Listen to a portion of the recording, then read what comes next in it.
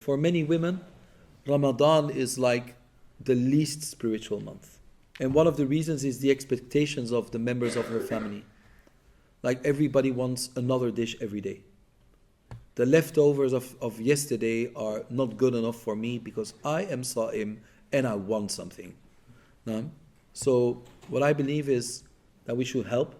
If Allah gave you money, a lot of money, you can buy a meal every day for the family. That is when you have a lot of money. Why would you want your wife to cook all day long? And then I'm saying wife because the majority of men don't.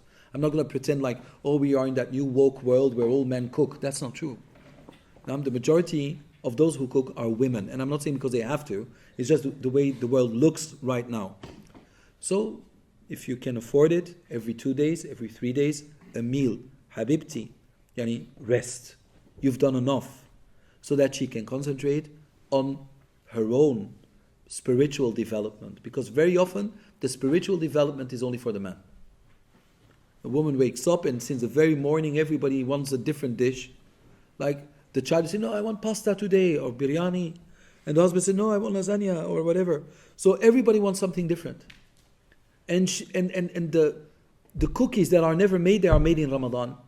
So all of a sudden, it's kitchen day. Ramadan is kitchen month.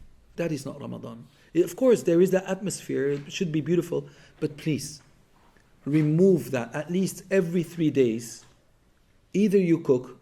Like I have a cookbook where I look into, and then I say, okay, I will make something simple, but it makes them happy. You know, when a woman eats somebody else's food, she's always happy because she doesn't have to prepare it herself. You know, and she doesn't, when she looks at her food, it's the result of pain, right? Okay, let me just eat it. But the small thing that you make will make her happy. So that's why every 2 days, 3 days, cook yourself. It's okay, man can cook. You won't go to hell if you cook. You may cook in hell if you don't. Especially when your wife is in a period where she doesn't have to fast. Why would you like to burden her with waking up with Fajr when she can just sleep all the way? Yallah, tell me. Tell me, the best among you is the one who is best for his wife. Your wife doesn't have to wait. Like Allah excuses her from fasting, but you do not excuse her from what? From waking up in the morning. Like, wake up at 4 because I'm hungry. Sleep, Habibti. You sleep until 10.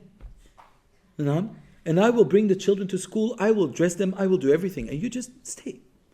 Because after these 7 days, I want a cake. No. So anyway, so this is how you should be thinking of Ramadan. And if you don't, it's a very egocentric way of worshipping Allah. Building yourself at the expense of others. That's not a man.